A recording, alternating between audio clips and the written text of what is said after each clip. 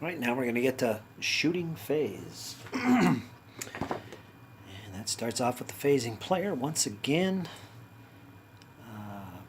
non-phasing player, where are we? Right here. Phasing player fires, non-phasing player fires. So let's do that. And we're going to start off with the French, of course, because they are the phasing player. Remember, both of these brigades are both hesitant, so I didn't really change the distance between the enemy. These skirmishers are definitely going to open fire. Down to 2 bases so far. 1 more casualty and they're going to be removed from the battlefield. 3 casualties means remove a base. Less than 2 bases in the unit, remove the unit. So that's the situation. So we're going to be firing with that unit on here. Where else are we going to fire? Looks like just our artillery.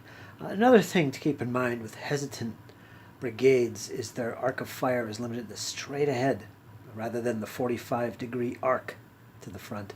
So they can only shoot straight ahead, that corridor that extends straight ahead.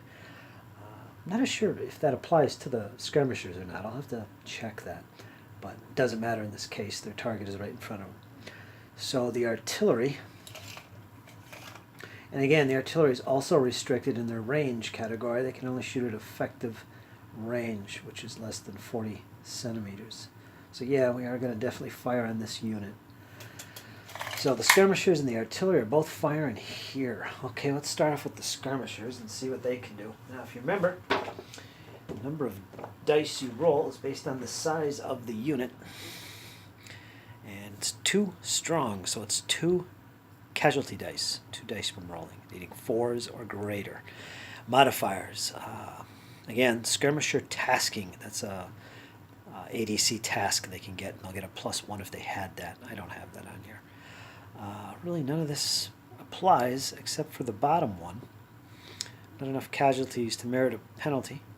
Targeted skirmishers. Well, actually, none of them apply. So they're going to roll 2 dice. They need 4 pluses. Cocked. This was a miss. 3. Nothing. Well, that was a shame. Now the artillery is going to fire, and they are at effective range, firing at a unit in line. This time we're going to see we're at effective range, of course. Artillery. Go down the modifiers here. Casualties, we only have 2, so no modifier for that. That's it. Now the target itself, column, blah, blah, blah, square, massed infantry, deployed battery, skirmishers in cover. None of them apply, so it's a straight up 2d6 roll. And we're going to be using the standard, or no, we're going to be using effective range artillery. There's the possibilities of what we can cause. So if I got a 12, it'd be 4 casualties and a discipline test on the target. That would be devastating. So let's roll our 2d6, no modifiers. And we got a 5 and a 4. Total of 9. Let's check it out. 9. Effective range results in 2 casualties and a discipline test, which is taken immediately. So 2 casualties, their 4 becomes 6. That's not good because at that level they start to become penalized. Let me see here. If they shot back, where are they? Casualties. 4 plus, they'll get a -1. 8 plus or 10 plus, it's a -2. So yeah, they already have that penalty anyway. So now it's even worse. Typically a unit is dispersed, taken off the table. Depends on their training level. Usually it's 10 or 12. Usually it's 12, 10 for recruits and things like that. So you can see where they stand in terms of their fatigue in the battlefield or casualties. Now they have to make a discipline test. And again, that is a separate chart which I referred to last time. Basically they make a 2d6 roll. Down here they apply some modifiers and they basically need a 7+ to continue as is. Anything less and they're running the risk of extra casualties, retreats, and so on.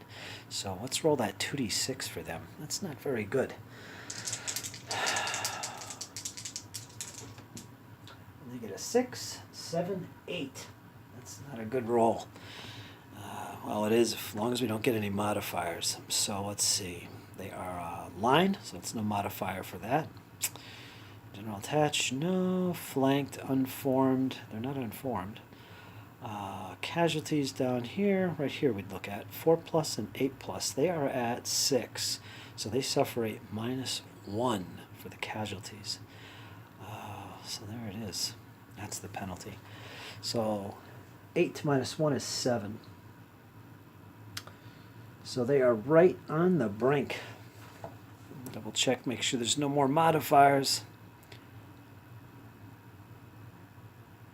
Nope, that's it. So 7+ unit of base orders and remain formed. So they lucked out. They only had a -1 on that. So they'll be orders, no problems. Next, we're going to go to the Russians because I don't think any of the other French are able to shoot. Let me double check some range here. 15 centimeters. Closest point to closest point? No.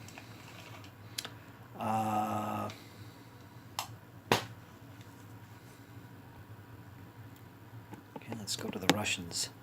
See what they get. Now, they all move, so they're going to be penalized if they fire. Let me check the range here. Once again, the target's here, possibly this way. Let's see, I can't really see a heck of a lot of the target. I don't think I'll let them do that. That would be the 45, so I'm not going to allow that fire, just well out of the arc. Plus they're in a column, they're penalized anyway, so it wouldn't be very effective. But this unit, they did move, if you remember. They will be firing on these skirmishers once again. These skirmishers are annoying. I can at least try and finish them so I can open up the fire lane to the oncoming infantry. And the artillery can fire as well. They're not restricted to effective range because they're not hesitant. So my choice would either be shoot at the closest target, which is this unit, or counter battery fire, which I think is long range. That would be long range. This would be effective range. Most definitely. So I think I'm going to pound away after receiving 6 casualties so far, which sucks. I'm going to fire on the infantry, do as much damage as I can. Yeah, so we're going to do that. We roll 2d6 for the cannon on these infantry. I don't think there's going to be bounce through. I'll check that. Here's my 2d6. 9. Let's check our modifiers. Let's see, artillery. I don't think there's any modifiers here. Yes, there is. We got 6+ casualties. That's -2.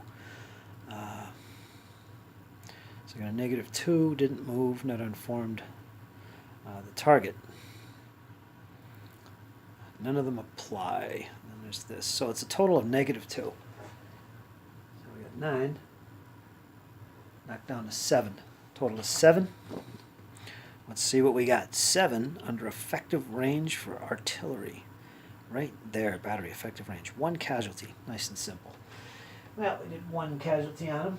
So 2 becomes 3. I can see right away that these casualties on my artillery battery are kind of hurting me.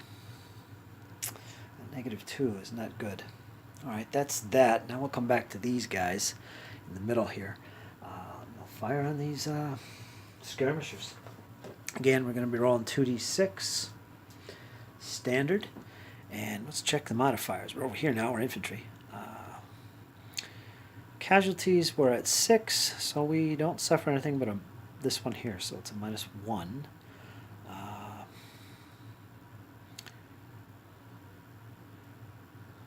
We did move, so we're using the inferior volley. So inferior volley plus -1. Target skirmishers, where are they? I know they're there. -2. So -3 total, and we're using the inferior volley because we moved. So inferior volley, and we're -3. Inferior volley. Oh man. -1. I don't think a double 1 means anything. It does for artillery. That would be